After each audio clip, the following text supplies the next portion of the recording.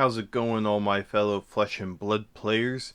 And welcome to the Lore Booster Box game. This week, we have Crucible of War, the first box. The rules are simple here.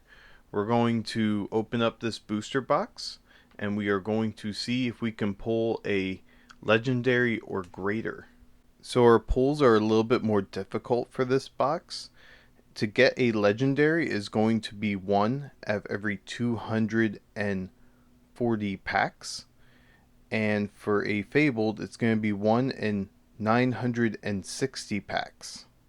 So the odds are not quite as much in our favor here, but we will see if we pull one. Also, we are doing the first article for the Crucible of War set for the lore. If we pull one of these cards, we will go deeper into this lore set. So I hope you all enjoy. Let's see if we pull a winner here.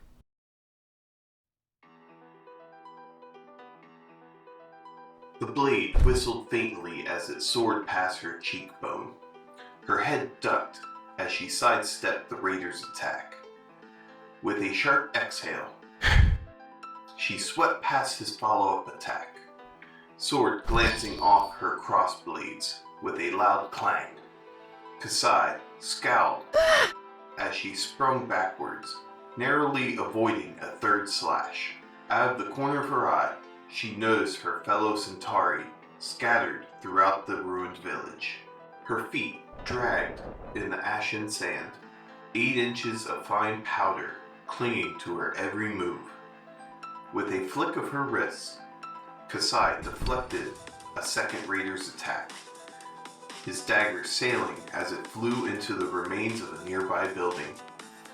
A split-second glance showed the dagger embedded in a half-collapsed wall, a finger's breadth from the pale face of one terrified ex-villager. Clicking her tongue, Kasai swept one leg out from underneath her first opponent, pressing the advantage before he could regain his footing. All around her, shouts and the clang of metal on metal filled the air, the unmistakable clamor of battle echoing through the ruined buildings. The villagers they'd accompanied cowered behind broken walls and torched furniture, watching with wide eyes as the Centauri got down to business. Looking around her for the raiders' leader, she caught a glimpse of him amidst the chaos. A wide grin splitting his face from ear to ear as he cut down one of her men. With a hissed curse, she whistled sharply between her teeth, attempting to gather the group around her. Suddenly, a flash of lightning flared above them, lighting the entire southern sky upright. Brilliant shade of violet, it hung in the air for several seconds, illuminating a wall of dust flying toward them. A thunderclap hit them with the force of an earthquake, rumbling through the earth at their feet. Kasai felt her teeth chatter, all sound muting for a heartbeat until her ears released with a loud pop. As the violet light faded from the skies above, an inky darkness crept across the icy blue, flowing directly in front of the sun. The shadows spread rapidly, blocking out the light and casting the world around them into crimson shade. A sharp cry reached her ears as one of the villagers collapsed to his knees. Pressing his forehead against the earth, he curled his hands in the air before him, stretched out towards the faint silhouette of Mount Volcor. The dragon! It awakens! Great dragon! The dragon has returned! All at once, the villagers around her fell to the ground, trembling, wide eyes bright with their pale faces. She has returned to us! The dragon! The raiders froze, a darkness crossing their expressions as they glanced at one another uncertainly, hesitating for one long second. Darting forward, Kasai raised her twin swords above her head, slashing the man before her from shoulder to hip. With a wet gurgle,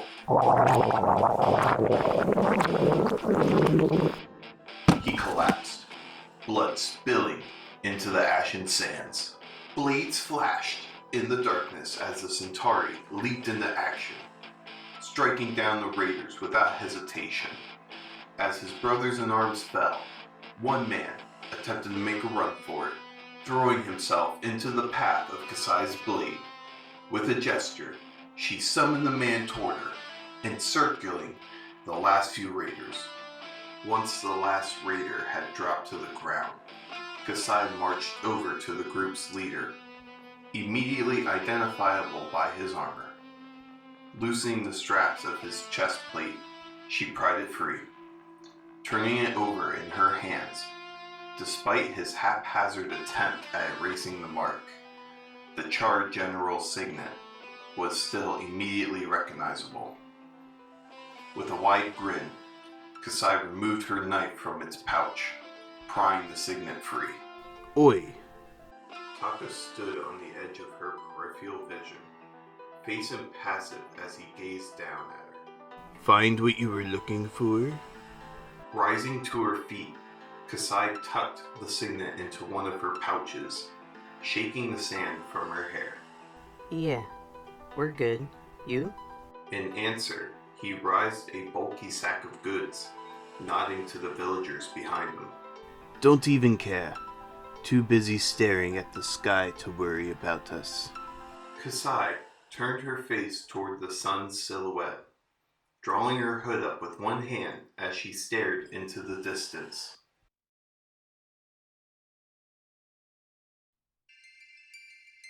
The warm light of the morning sun cast the city streets in gold, illuminating the embroidered banners hanging above.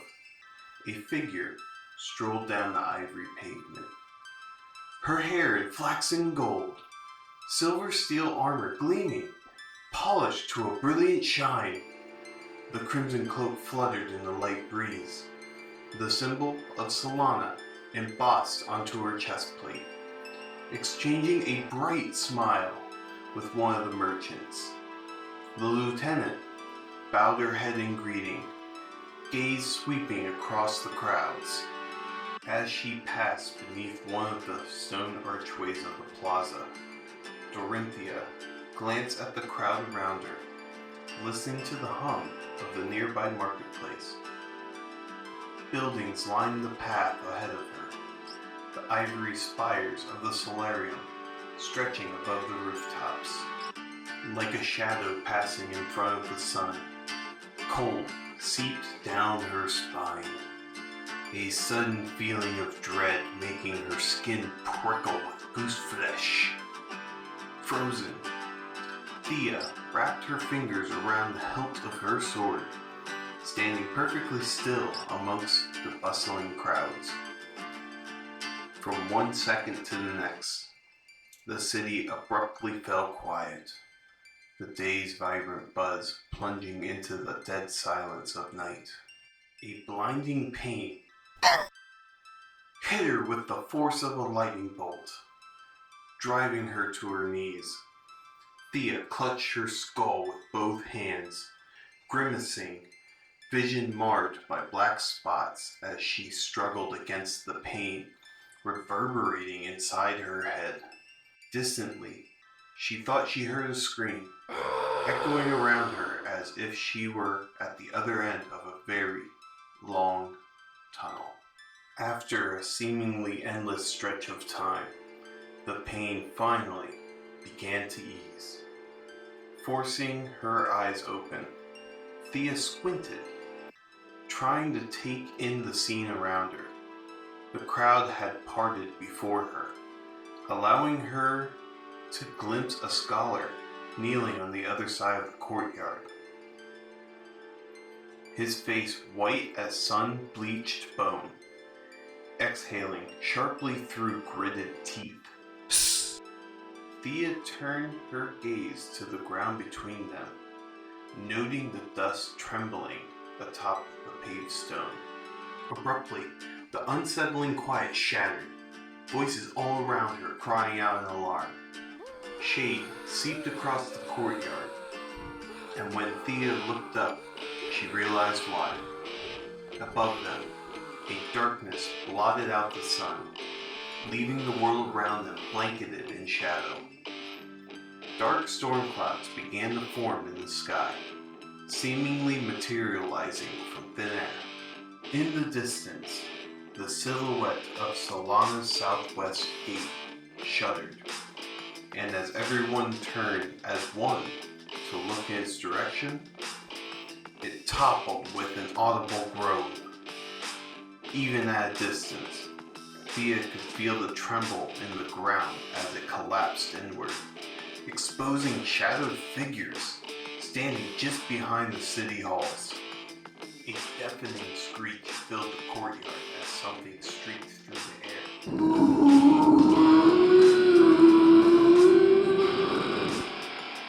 And a nearby building exploded in a cloud of dust, showering the crowds with chunks of rubble and ash. A massive, twisted creature clambered out of the ruins, releasing another hair-raising shriek.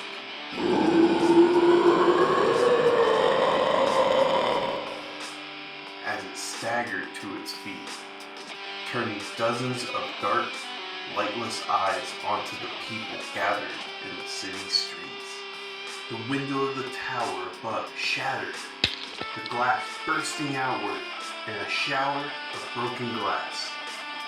From the empty frame, a creature slowly emerged into the dim light, its towering form eerily pale, translucent skin torn open by networks of ink-black veins. With an ear-splitting screech,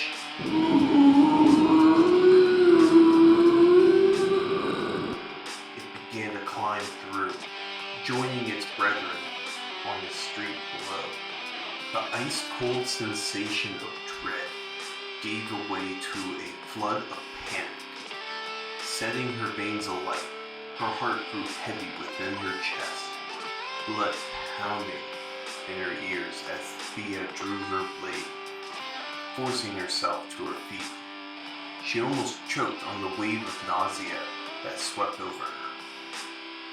Pausing for a split second as she struggled to draw breath into her lungs, looking up, she caught the scholar's eye, watching as he conjured a shimmering veil of light over the crowd. The voice echoed deep within her chest, a rumble of thunder on the horizon. It took Thea a long moment to recognize the voice for what it was. Coming to an abrupt halt, all around her, people froze. Awe dawning on her face in spite of the chaos that surrounded them. Do not cower in fear. Look to the light of soul. Gather in your losses and listen to your chancellors. They shall guide you, as always. Dorinthia stood guard as the crowds began to move, following the decree of the Grand Magister. As if changing in volume, the voice dimmed, this time the quiet brush of a whisper.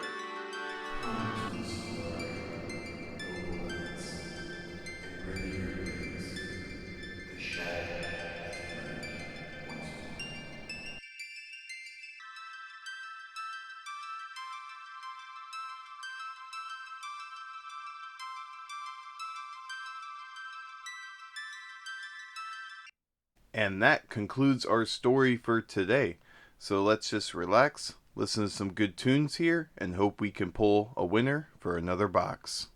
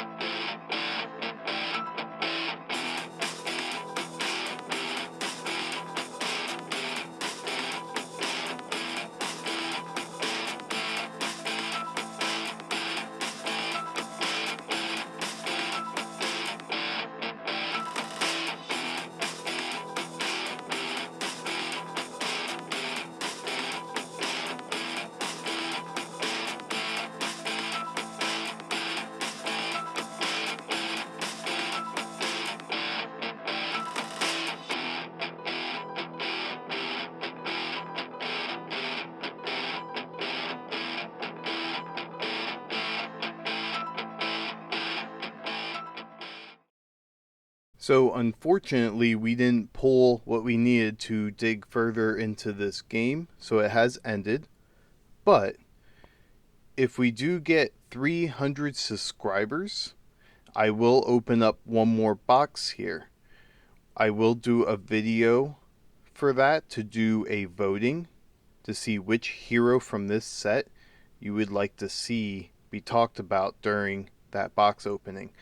So make sure you're subscribed and have that notification bell on.